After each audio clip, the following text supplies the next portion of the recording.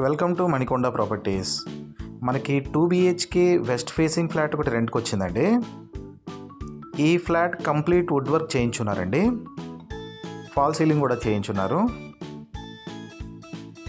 ఈ flat location అల్కాపూర్లో ఉంటుంది.